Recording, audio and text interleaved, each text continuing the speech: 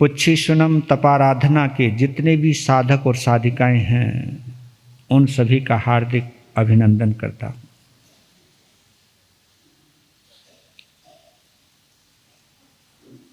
ये हमारा सौभाग्य है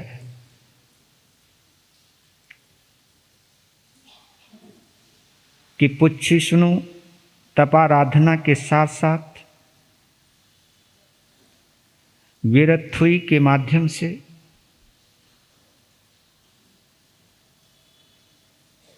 हम सभी परम पिता परमात्मा प्रभु महावीर के अंतर यात्रा के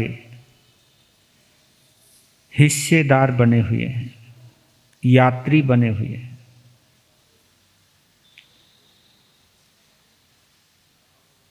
परम पिता परमात्मा की अंतर यात्रा करने का सौभाग्य या अंतर यात्री बनने का सौभाग्य अनंत पुण्यवाणी की बदौलत मिलता है। और हमको यह पुण्यवाणी मिली है। इस पुण्यवाणी की बदौलत जिनेंद्र देव प्रभु महावीर की जिनवाणी में हम कितनी गहरी डुबकी लगा सकते हैं। जिनवाणी की गहराई में कितना जा सकते हैं। देखिए, सुनने का सौभाग्य मिला है, लेकिन इस सौभाग्य को आगे बढ़ाना है। सुनने के साथ समझना भी है, समझने के साथ अपनाना भी है, और फिर उसे जीना भी है। और इस जिनवाणी को जीने के लिए संत बनने की जरूरत नहीं है, साधु बनने की जरूरत नहीं है। गृहस्थ जीवन के अंदर भी अपनी शक्ति के अनुसार जिनवाणी को जिया जा सकता है। जिनवाणी को सुनते सुनते आपके भावों में जितनी निर्मलता आती जाएगी, भाव में जितनी पवित्रता आती जाएगी, मन में जितनी सहजता आती जाएगी, आपको जिनवाणी के अनुसार जीने में उतना ही आनंद आता जाएगा। भगवान ने ये कभी नहीं कहा कि तुझे ऐसा जीना है। भगवान ने कहा जितनी तेरी शक्ति है, जितना तेरा सामर्थ्य है, उसको स्वीकार कर। अगर हम सभी प्रभु महावीर को अपने मन मस्तिष्क में बसा लें, उनकी छवि को, जो हम सुन रहे हैं, उनके व्यक्तित्व को अगर एकांत के पलों में स्मरण कर लें और उन गुणों का स्मरण करते करते अपना अवलोकन कर लें, अवलोकन करते करते अपने को जांच लें कि मैं कहाँ पर खड़ा हूँ, मैं अंदर से कैसा हूँ। इतना ईमानदारी से अगर हम परीक्षण या निरीक्षण करते हैं, आत्म अवलोकन करते हैं, इतने मात्र से ही जीवन में सम्यक्त्व आ सकता है। क्षण भंगुर संसार है। ये भाव अगर हमें प्रगाढ़ होते चले जाए तो हमको ये भाव परमात्मा के करीब लेकर के आते हैं। गफलत में हम भगवान से दूर जाते हैं, गफलत में हम परमात्मा से दूर जाते हैं। और जैसे ही हमें होश आता है, इस जीवन की असलियत सामने आती है, इस जीवन की सच्चाई के ऊपर जब हम ईमानदारी से सोचते हैं, तो उस वक्त हमें ये दुनिया नजर नहीं आती, उस वक्त हमें परमात्मा नजर आता है। संसार की नश्वरता का ध्यान हमें बार बार इसलिए करना चाहिए कि एक ना एक दिन हमें ये छोड़कर जाना है, और जितना भी मैंने कमाया है ये सब छोड़ना ही है। इस जीवन में मैंने ऐसा क्या किया है जो मेरे साथ जाएगा। जब हम इन बातों के ऊपर ईमानदारी से चिंतन करते हैं, मनन करते हैं, तो हमें अपनी भूल स्वीकार भी होती है और उस भूल को सुधार करने का हमें मौका भी मिलता है। और ये जो सत्संग है, जो ये विरत्थुई की आराधना है, ये विरत्थुई की जो प्रवचन माला है, महावीर की अंतर यात्रा जो एक प्रवचन श्रृंखला है, इसके अंदर केवल एक ही रहस्य है कि किसी तरह से हमारा संबंध बाहर से टूटे, अंदर से जुड़े। अंदर से जुड़ते ही एक ना एक दिन हम भगवान से भी जुड़ जाएंगे। लीजिए, कल की गाथा को पूरा करते हैं। से पन्नया आखै सायरेवा महो दहीवावी अनंत पारे अनाई लेवा ए कसाई मुके सके देवाही वही जुईमम सके देवाही वही जुईमम। भगवान महावीर फरमा रहे हैं, सुधर्मा स्वामी, बोलिए भगवान महावीर स्वामी की, बोलिए आचार्य श्री सुधर्मा स्वामी भगवान की, बोलिए आर्य जम्बू स्वामी भगवान की। फरमा रहे हैं सुधर्मा स्वामी जम्बू स्वामी को कि हे जम्बू, वे भगवान महावीर जिनको जानने की तेरे अंदर एक जो तड़फ है, एक जो ललक है, वे प्रज्ञा के अक्षय सागर हैं, अंतस चेतना के सम्राट हैं। वो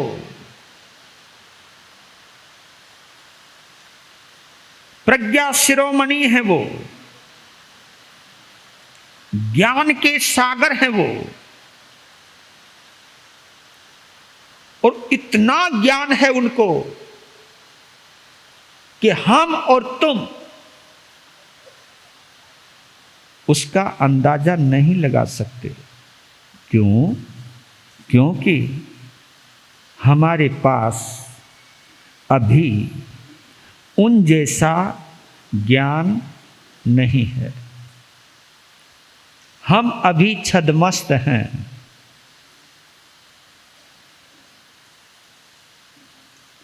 अभी हम संपूर्ण ज्ञानी नहीं हैं। लेकिन तुझे समझाने के लिए बोल रहा हूं कि जैसे स्वयंभू रमन समुद्र होता है, जिसका ओर छोर का पता नहीं, जिसकी गहराई का पता नहीं, उससे भी अनंत गुना ज्ञान भगवान महावीर के पास है। क्योंकि उपमा देनी पड़ी, स्वयंभू रमन महोदधि, स्वयंभू रमन की उपमा दी है सुधर्मा स्वामी ने समझाने के लिए कि जब हम समुद्र की गहराई को बाहर से भी देखते हैं, उसके विस्तार को देखते हैं, और फिर उस विस्तार को देख करके उसकी गहराई का जब हम अनुमान लगाते हैं तब स्वीकार करना ही पड़ता है कि जिस समुद्र को बाहुओं से तिरा नहीं जा सकता, अपनी बाजुओं के बल पर, बलबूते पर तैर कर पार नहीं किया जा सकता, अगर बीच सागर में डुबकी लगाएं तो उसकी तलहटी को छुआ नहीं जा सकता, क्योंकि इतना सामर्थ्य नहीं है कि उसकी तलहटी तक पहुंचा जाए। बड़े बड़े गैस के सिलेंडर भी काम नहीं करते हैं कि उसकी तलहटी तक पहुंचा जाए। जिसका तल दिखाई ना दे, जिसका तट दिखाई ना दे, तट यानी किनारा, तल यानी गहराई, तट यानी किनारा, जिसका तल और तट दिखाई ना दे, जो हमारे इस शरीर में कितना भी सामर्थ्य क्यों ना हो तो भी उसको नापने का सामर्थ्य नहीं है। हमें किसी न किसी का सहारा लेना पड़ता है। और ये बात उस आधार पे, क्योंकि आजकल तो विज्ञान आ गया है, पनडुब्बियों के सहारे भी नीचे जाने का अभ्यास किया जाता है। गैस के सिलेंडर भरवा करके, ऑक्सीजन के सिलेंडर भरवा करके नीचे जाता है। लेकिन यहां पर यह भाव यह है कि आदमी के अंदर इतनी श्वासों की कैपेसिटी नहीं है कि वो डुबकी मार करके नीचे तक जा सके। आर्टिफिशियल साधनों के माध्यम से भी उसको नापना मुश्किल हो जाता है, क्योंकि श्वासों को रोकने की भी एक सीमा तक ही क्षमता है, उसके आगे वो भी जवाब दे जाती है। शरीर की भी एक सीमा तक सामर्थ्य है, वो भी जवाब दे जाता है। वो साक्षात ज्ञान के महोदधि हैं,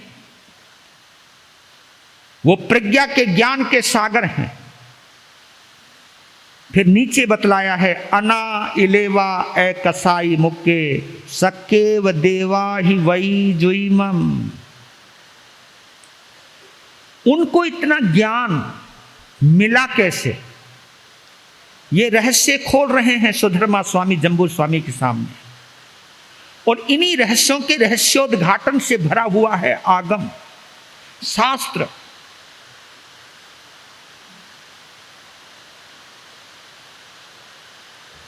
उसके लिए बोला है कि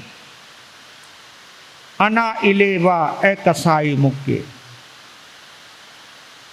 वो अंदर से निर्मल हो गए हैं। हाँ, यहां पर हमें इस बात को यहां रोक लेना चाहिए। हम जितने अंदर से निर्मल होंगे, अंदर से जितने हम पवित्र होंगे,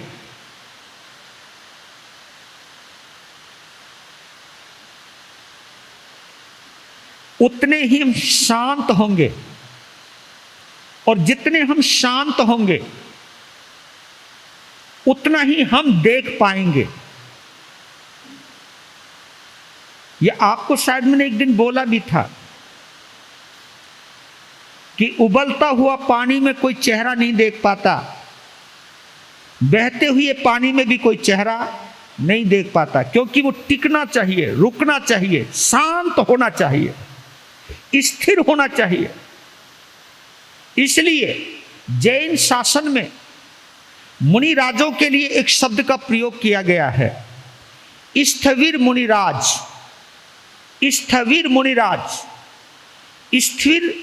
और ये स्थिर तीन तरह के होते हैं, एक ज्ञान से स्थिर होते हैं, एक आयु से स्थिर होते हैं, और एक दीक्षा से स्थिर होते हैं। यानी जिन्होंने 20 साल की संयम पर्याय पाली है, 20 साल तक जो संयम में टिक गया है, उसको हमारे यहाँ दीक्षा स्थिर कहा जाता है। कि कम से कम उसके अंदर 20 सालों में पता नहीं कितने तूफान आए होंगे, कितनी प्रतिकूलताएं, कितनी अनुकूलताएं आई होंगी, उसके बावजूद भी अगर वो टिका हुआ है, जमा हुआ है, इसका मतलब वो इसीलिए जमा हुआ है कि उसको संयम में आनंद आ रहा है, संयम की गहराई को जान रहा है, इसीलिए वो टिका हुआ है।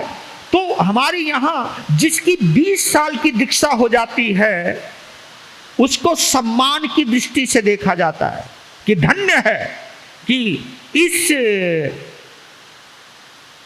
भौतिकवादी युग में या इंद्रियों के, मन के गुलाम होने की अवस्थाओं में, इंद्रियों को आकर्षित करने वाले साधन प्रसाधन बिखरे हुए होने के बावजूद भी अगर कोई व्यक्ति जमा हुआ है, विचलित नहीं हुआ है, स्खलित नहीं हुआ है, तो हमारी जैन शासन में उसको सम्मान दिया जाता है। एक वय स्थिर होता है जिसकी उम्र 60 साल की हो जाती है, क्योंकि 60 साल की उम्र में वो बहुत कुछ देख चुका है, बहुत कुछ देख चुका है।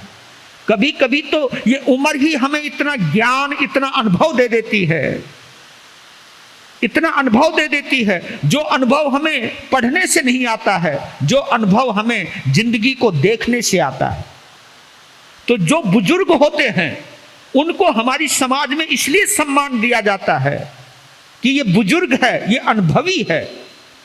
और महाभारत के अंदर ये कहा गया है कि जिस सभा के अंदर बुजुर्ग नहीं होता उस सभा को वैलिड नहीं माना जाता, उस सभा को सम्मान प्राप्त नहीं होता। अनुभव महत्वपूर्ण होता है, बुजुर्ग का होना यानी अनुभव का होना बहुत जरूरी है। और ज्ञान स्थिर, जिसने आचारांग सूय गणांग सूत्रों को, ठाणांग सूत्रों को जिसने अध्ययन कर लिया है, उसमें रम गया है, उसके अनुभव में उतर गया है, उसको हमारे यहां ज्ञान स्थिर कहा जाता है। जो ज्ञान में पक गया है, जो अनुभव से जुड़ गया है, जो संयम से जुड़ गया है, उसको स्थिर कहा है। वो जीवन की सच्चाई को जान सकता है। आजकल, हाँ, ये भी आपको मैं गहरी बात बतला देता हूं, क्योंकि कई भ्रांतियां दूर हो जाए तो अच्छा है। साधु अपने आप को सामाजिक कार्यों में इतना जोड़ लेता है कि लोग आ रहे हैं, हम लोगों में व्यस्त हैं, किसी को कुछ सिखा रहे हैं, कुछ भी वो कर रहे हैं। अगर हमने अपने आप को व्यस्त रखने के लिए बाहर के लोगों को जोड़ लिया है, उस व्यस्तता में हमारा समय गुजर जाता है, ये महत्वपूर्ण नहीं है। लोगों की वजह से टाइम पास करना, लोगों से प्राप्त होते हुए सम्मान के अंदर ये सोचना कि कोई बात नहीं, लोगों का सम्मान मिल रहा है, लोगों से वाहवाही मिल रही है, ये बात एक अलग है। लेकिन जैन साधना एक ऐसी साधना है, एकांत की साधना, जहां लोगों से ज्यादा मिलना जुलना नहीं है, ऐसी साधना रही है। आजकल तो हम लोगों में व्यस्त रखते हैं अपने आप को, लेकिन पहले के साधक ऐसे हुआ करते थे जो अपने में व्यस्त रहा करते थे, अपने अध्ययन में, अपने स्वाध्याय में, अपने ज्ञान ध्यान में व्यस्त रहते थे। उस व्यस्तता के लिए एकांत चाहिए होता है, और उस एकांत में रहते रहते रहते हमें अंतर में डुबकी मारने का मौका मिलता है। आज के साधु को अंदर में डुबकी मारने का मौका मिलता ही नहीं। लोग घेरे ही रहते। जब भक्तों में हम घेरे ही रहेंगे तो अंदर क्या डुबकी खास मारेंगे हम? अंदर में फिर तो तुम्हारे में डुबकी मारेंगे, तुम लोगों से ही जुड़े रहेंगे। तो वो साधना एक अद्भुत साधना थी, एकांत की साधना थी, कि जब एक साधक अपने को ही टटोलने में लगा रहता था, अपने को ही निहारने में लगा रहता था, और उस एकांत ध्यान अवस्था के अंदर आलोचना करता था, प्रतिक्रमण करता था, उससे क्या होता था? अनाइले, निर्मलता आती थी, मल निकलता था अंदर से, कषायों का क्षोभशम होता चला जाता था। आज वो मेरे भक्त आ रहे हैं, आज वो मेरे भक्त आ रहे हैं, तो मैं भक्तों में उलझ गया, भगवान से सीधी बात है। या तो मैं भगवान से जुड़ सकता हूं या भक्तों से जुड़ सकता हूं। जब मैं भक्तों से जुड़ूंगा तो भगवान से दूर होना ही पड़ेगा, अगर भगवान से जुड़ूंगा तो भक्तों से दूर होना ही पड़ेगा।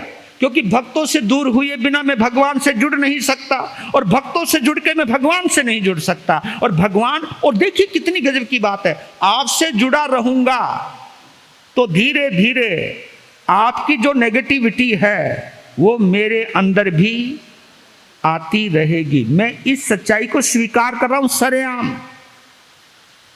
अगर आप लोगों से जुड़ा रहूंगा तो धीरे धीरे, क्योंकि लोग धर्म ध्यान की बातें बहुत कम करते हैं, लोग ज्यादातर संतों से अपनी ही बातें करते रहते हैं, कभी समाज की बातें करने लग जाते हैं। ज्ञान ध्यान की बातें पहले तो संतों से, आपको मालूम है संत को मौन धारण करने का क्यों कहा गया था? इसलिए कहा गया था कि संत अगर गृहस्थी से बोले तो भगवान की वाणी बोले, बस मौन खोले तो भगवान को बोले। और जब लगे कि सामने वाले के कान भगवान की वाणी सुनने को तैयार नहीं है तो उसी वक्त वो मौन हो जाए। इस आधार पर हमको मुनि कहा गया है। और आपने कल वाली कहानी सुनी थी, वो 7 मित्र निकले थे, गौर करना,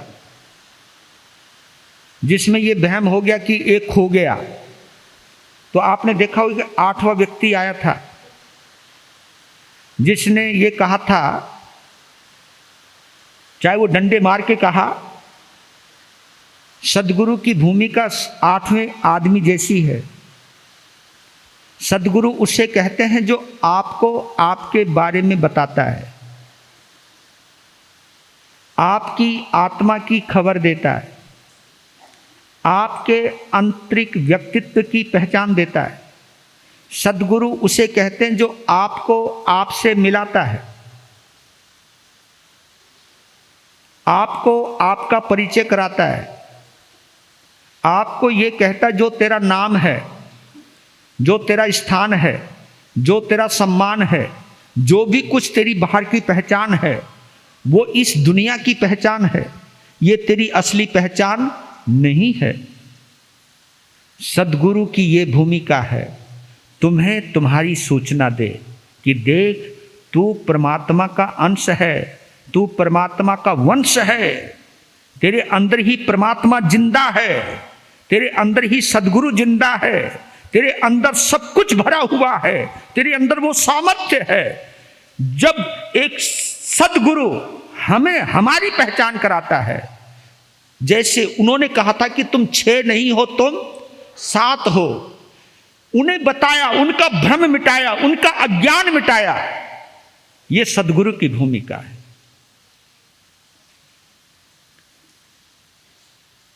अब आपको आगे कहा, ए कसाई मुक्के, वो निर्मल होते गए और जैसे जैसे निर्मलता बढ़ी वैसे वैसे वो कसाय से निर्लिप्त होते चले गए। कसाय, इसको जरा समझ लो आप। कसाय का मतलब जान तो, कसाय का शाब्दिक अर्थ क्या है? कभी किसी से पूछ लूं कसाय की परिभाषा क्या है, डेफिनेशन क्या है? कसाय यानी नहीं, वो तो नाम हो गए। कसाय की परिभाषा, कसाय कहते हैं आत्मा के गुणों को कसने वाला,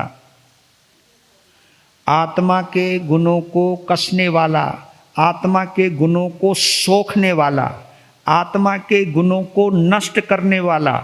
आदमी के जो अपने गुण हैं, आत्मा के जो गुण हैं, अब देखिए, क्रोध मान माया लोभ, ये आत्मा के गुण नहीं है, इनको हम आत्मा का गुण नहीं कहते, ये संसार के गुण हैं, ये मोहनीय कर्म के गुण हैं। मोहनीय कर्म ये मन के आधार पर ही चलते हैं, ये विभाव की अवस्था में आते हैं। जब आदमी मोहनीय कर्म के प्रभाव में आ जाता है तब उसके प्रभाव से ये निष्पन्न होते हैं, ये प्रकट होते हैं, ये उत्पन्न होते हैं। ये मोहनीय कर्म की औलाद हैं, ये मोहनीय कर्म की संतान हैं। कौन? क्रोध, मान, माया, लोभ। ये हमारी आत्मा की विभाव दशा है। विभाव, विभाव कहते विपरीत भाव, ये स्वभाव नहीं है आत्मा का, ये आत्मा के स्वाभाविक गुण नहीं है, ये आत्मा की विभाव अवस्था है। विभाव यानी विपरीत अवस्था है। ये वो विभाव अवस्था है जो आत्मा को परमात्मा से दूर लेकर के जाती है, जो आत्मा के अंदर परमात्मा का अनुभव ही नहीं होने देती है। ये वो अवस्था है। परमात्मा से दूर ले जाने के लिए मोहनीय कर्म ने हमारे अंदर क्रोध, मान, माया, लोभ पैदा किया और उसके स्तर भी पैदा किए। हाँ देखिए, क्रोध, छद्मस्त तो मैं भी हूं, छद्मस्त आप भी हो। क्रोध आपको भी आता है, मुझे भी आता है। अभिमान तुम्हें भी आता है, मुझे भी आता है। छल कपट कभी कभी हम भी करते हैं, आप भी करते हैं।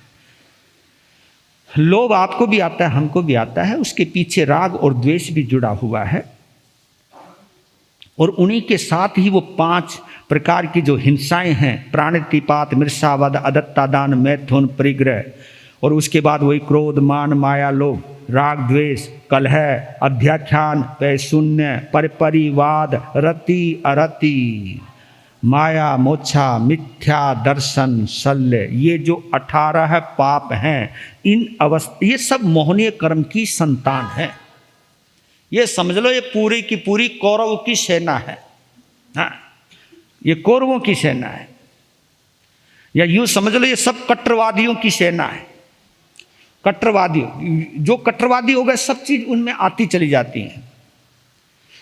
ये मोहनीय कर्म के समर्थकों की औलादें हैं। मैं भी, अगर मेरे अंदर भी ये चीजें बढ़ेंगी तो मैं भी इन्हीं से ही जुड़ूंगा। मैं संत होते हुए भी इन्हीं से जुड़ जाऊंगा। मैं केवल वेश का संत रह जाऊंगा, मैं अंदर का संत नहीं रह पाऊंगा। इसलिए कहा है कि मोहनीय कर्म जितना कमजोर होगा उतने आप निर्मल हो जाओगे। जितने निर्मल हो जाओगे उतने कसाय कमजोर पड़ जाएंगे। कसाय से मुक्त होने का रास्ता निकल जाएगा। तो आत्मा के स्वाभाविक गुण कौन से हैं? आत्मा के स्वाभाविक गुण है क्षमा, है ना, मृदुता, सरलता और निर्लोभता, संतोष। ये आत्मा के गुण हैं। आपने देखा होगा, जब आदमी क्षमा में जाता है, किसी को माफ करता है या दिल साफ करता है, किसी को माफ करता है, दिल साफ करता है, तो कभी भी तुम देखना आप बड़े रिलैक्सेशन में आ जाते हो, बड़े रिलैक्स हो जाते हो। ऐसा लगता है जैसे सिर के ऊपर से यार बोझ ही उतर गया।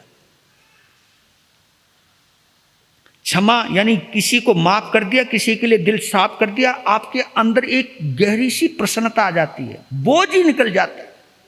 इतनी राहत, इतने हल्के फुल्के हो जाते हैं। आप कभी कभी बोलते हो, कभी किसी का दिल भरा हुआ हो ना, किसी का दिल भरा हुआ हो और कोई आपका पास, आपका अपना आ जाए और उसके आगे जी भर के तुम रो लेते हो, तो उसके बाद ऐसा लगता है जैसे हम यार, उन्होंने कहा गुरु महाराज अच्छा हो गया, बिल्कुल हल्के हो गए। आप क्या कि मैंने अपनी भड़ास निकाल दी, मेरे अंदर कोई था ही नहीं मेरे पास सुनने वाला। पहले इतना नहीं होता था, पहले एक दूसरे की सुन लेते थे, आजकल कोई किसी की सुनता नहीं, अंदर से भरे भरे रहते। इसलिए मैंने कभी देखा, थोड़ा सा मैं किसी को प्यार से बोलूं वही रोने लग जाए, अंदर के दुख बाहर आने लग जाते हैं। मैंने कहा भी इतनी जल्दी? उन्होंने कहा जी कोई सुनने वाला तो है नहीं, ले दे के आप मिले और हम आपके सामने अपना दिल हल्का कर लेते हैं। तो मैं भी कह देता हूँ कर ले हल्का, कर ले भाई, पर ऐसी भावना भा, ये जितना तूने डाला है कहीं मेरे अंदर ना चला जाए, है ना। बस मैं तेरे लिए केवल एक डस्टबिन तो बन जाऊं, लेकिन मैं ऐसा ना बनूं कि तेरी ये जो वाइब्रेशंस हैं वो कहीं मेरे अंदर ना आ जाए, कहीं मैं भी तेरा जैसा माथा पकड़ के बैठ जाऊं। पर ये हमें सोचना, ये इतना देखना है कि आदमी को, डॉक्टर उसको कहते हैं जो मरीज को देख के मरीज नहीं होता। अगर मरीज को देख के डॉक्टर मरीज होने लग जाए तो कौन जाएगा उसके पास? मरीज इसलिए जाता है कि वो डॉक्टर है, वो मेरी बीमारी का निदान कर देगा, वो मुझे रोग से मुक्त कर देगा, इसलिए जाता है मरीज। तो क्षमा जो है ये स्वाभाविक गुण है। क्षमा में आदमी बड़ा हल्का हो जाता है। किसी को माफ कर देते हो एकदम बोझ ही हट जाता है, कमाल की बात है। और हमारे यहाँ क्या सुंदर व्यवस्था है, इस व्यवस्था को बहुत गड़बड़ा दिया गया है। आपको मालूम है भगवान ने क्या सोच करके श्रावकों के लिए और संतों के लिए नियम निश्चित किए थोड़े बहुत, शायद हम लोग उसको भूल रहे हैं। हमारे आगमों में एक उल्लेख आता है कि साधु साध्वी का, मैं पहले अपने को ले रहा हूं, आपको बाद में ले लेता हूं। साधु साध्वी किसी बात पर, साधु साधु, साध्वी साध्वी या साधु साध्वी, हमारे लिए एक नियम आया है शास्त्रों के अंदर। किसी बात पर कहा सुनी हो जाए, केवल कहा सुनी और कुछ नहीं, लफड़ा कभी सोचो आगे, हाँ उसमें इसकी कोई भूमिका नहीं है, केवल कहा सुनी हो जाए। जब तक साधु साध्वी एक दूसरे से हाँ क्षमा याचना ना कर लें, तब तक खाने में एक दाना नहीं खा सकता, पीने में एक पानी की बूंद नहीं पी सकता, और खाना पीना ही नहीं निकाल भी नहीं सकता, बाथरूम नहीं जा सकता, लघु शंका नहीं कर सकता। नियम है कि पहले क्षमा याचना करो, उसके बाद ही लघु शंका के लिए जाओ, दीर्घ शंका के लिए जाओ, उसके बाद ही तुम कुछ खा सकते हो, कुछ पी सकते हो। इतनी सुंदर परंपरा। यहां तो साधु साध्वी एक दूसरे का मुंह नहीं देखते, सालों बीत जाते, और जबकि ले रखे महाव्रत। तो आप ये देखिए कि अगर हमारी गांठ इतनी मजबूत हो गई है कि हम माफी तक नहीं मांग रहे हैं या माफ भी नहीं कर रहे हैं, तो हमारी साधुता के ऊपर सवाल या निशान जरूर उठेगा।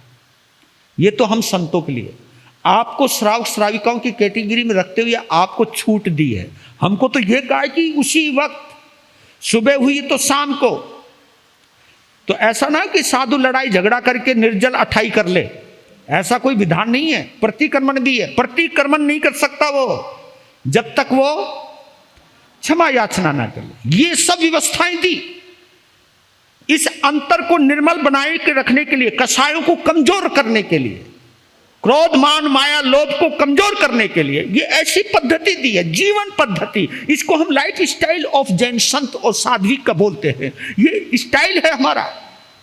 श्रावकों के लिए बोला, श्रावकों के लिए भी बोला है कि तुम्हें अगर सुबह झगड़ा हुआ है तो शाम को माफी मांग लो, लेकिन भाई ज्यादा ही जख्म हो गया है, भरने में आ ही नहीं रहा है, तो भाई 15 दिन में मांग लो। वो पक्षी का प्रतिक्रमण इसलिए आया है, वो तुम लोगों के लिए, हमारे लिए नहीं है। तुम लोगों के लिए छूट है कि पक्षी में एक पक्षी तक ही कर लो।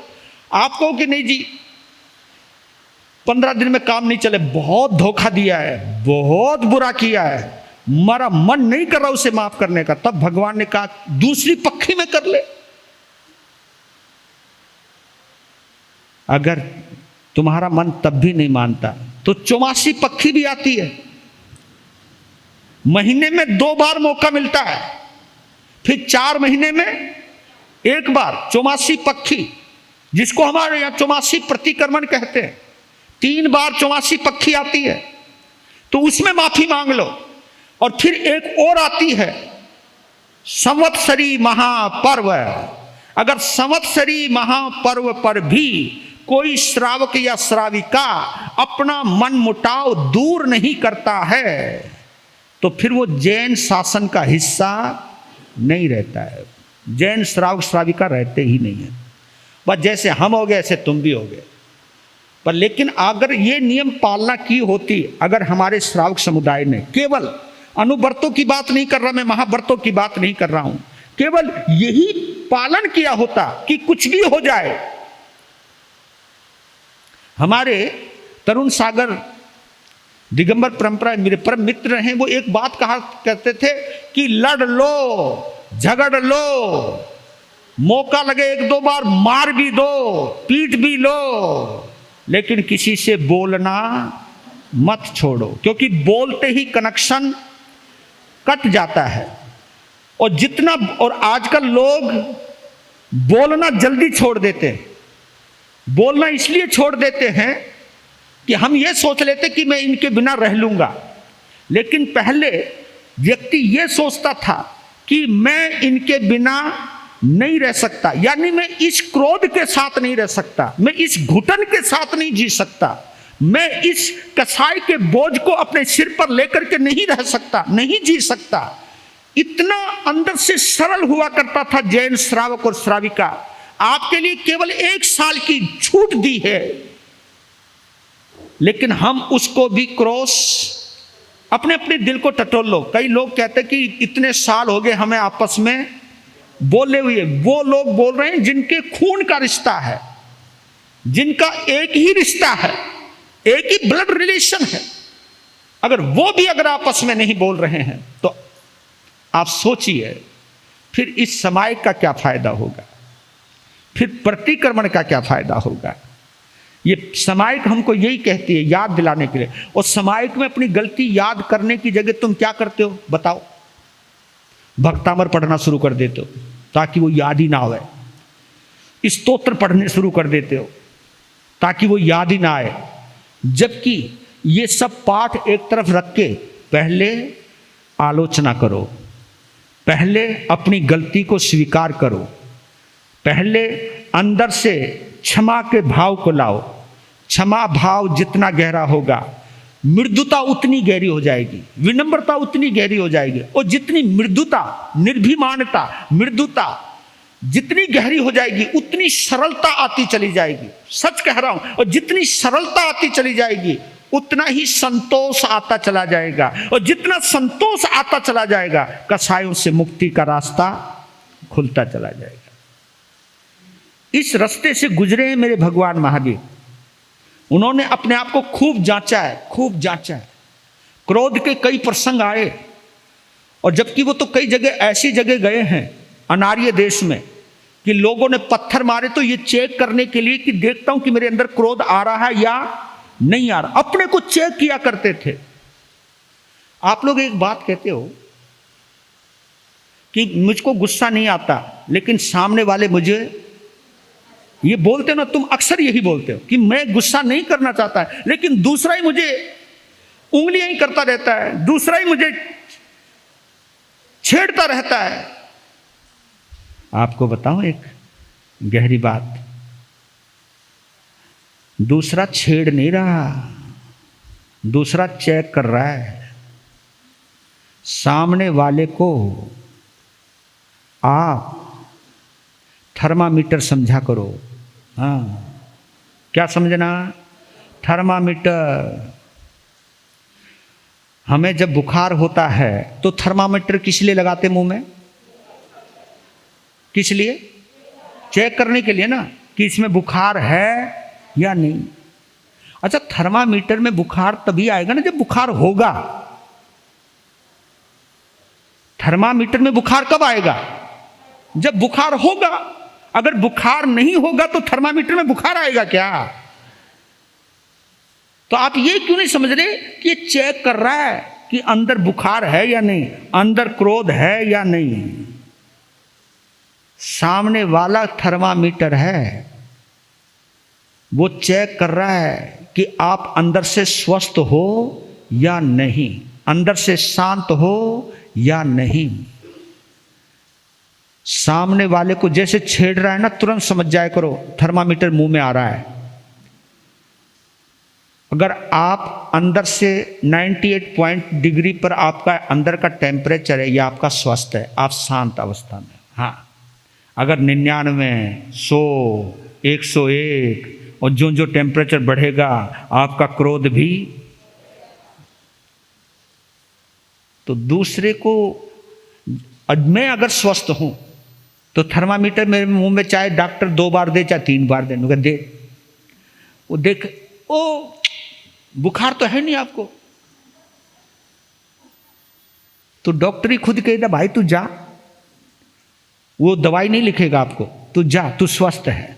तो यही कहता हूं कि सामायिक में बैठ करके यही चिंतन करना कि दूसरा थर्मामीटर की तरह मेरे जीवन में है और मैं अगर स्वस्थ हूँ तो थर्मामीटर में मेरा बुखार नहीं आएगा। अगर मैं अंदर से ही परेशान हूँ, अंदर से ही अशांत हूँ, तो मेरे उस अशांत, और कभी भी देख लेना जब तुम परेशान होते हो, फ्रस्ट्रेट होते हो और जिसको बोलते हैं स्ट्रेस में रहते हो, उस वक्त कोई थोड़ी सी भी गलती करता है, गलती भी छोड़ो, अगर आपको स्ट्रेस ज्यादा ही आ रहा है और दूसरा बेचारा हंस पड़ा किसी और बात पर, आपस में ही हंस रहे हो, तो आपका स्ट्रेस इतना प्रभावी होता है कि दूसरे को हंसता हुआ देख करके भी आपको, अगर कमाल है, मैं परेशान हूं, ये हंसे जा रहे यार। ये नहीं है कि उनको हंसते हुए देख के तुम भी रिलैक्स हो जाओ, क्योंकि स्ट्रेस ही इतना हो गया है। यानी दुखी व्यक्ति कभी किसी को सुखी देख ही नहीं सकता है। तो आप यही देखिए, कसाई से मुक्त होना है। और फिर कहा कि सक्केव देवा ही जुईमम। जब अंदर से व्यक्ति शांत हो जाता है, जब वो संत अरिहंत हो जाता है, तो फिर वो देवाधिदेव, क्योंकि देवा ही वही देवाधिपति है, वो इंद्र के समान का है। जुईमम, उसकी जो चमक है। हाँ, मैं भी यहां पर एक बात, समय हो रहा आपका, आपको एक क्लियर और कर देता हूं।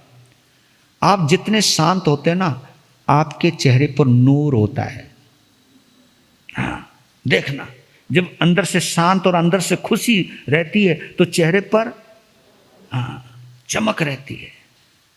और मुझे ऐसा पता चला है कि सौंदर्य के प्रसाधन, हाँ, वो जो आप लोग लगाते हो यूं यूं, पहले इतने नहीं थे, पहले इतने नहीं थे। पहले आदमी के पास सौंदर्य स्वाभाविक था, अपना ही नूर हुआ करता था, सेल्फ नूर होता था, अपना खुद की एक रौनक रहती थी, अंदर से खुश रहता था। आजकल तो लिपा पोती, मतलब वहां पर जावे इतना लेप लगा लेते हैं। मैंने पहली बार देखा, आदमी नाई की दुकान पर जाता था तो नहाता था आकर के।